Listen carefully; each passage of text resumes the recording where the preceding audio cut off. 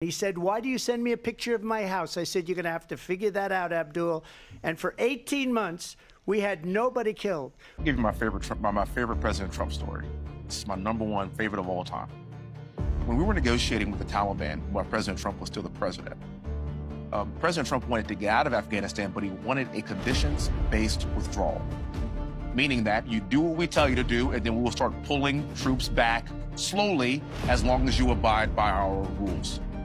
It's President Trump and Mike Pompeo, and they are talking to Taliban leadership in the room, and they had one translator in the room. President Trump looked at the Taliban leader and said this: "I want to leave Afghanistan, but it's going to be a conditions-based withdrawal." And the translator translated. And he said, "If you harm a hair on a single American, I'm going to kill you." And the translator goes, and Trump goes, "Tell him that." Yes. Tell him what I said. Reached in his pocket, pulled out a satellite photo of the leader of the Taliban's home and handed it to him. Shut up. Got up and walked out the room. Do you know for 18 months not a single American was killed in Afghanistan?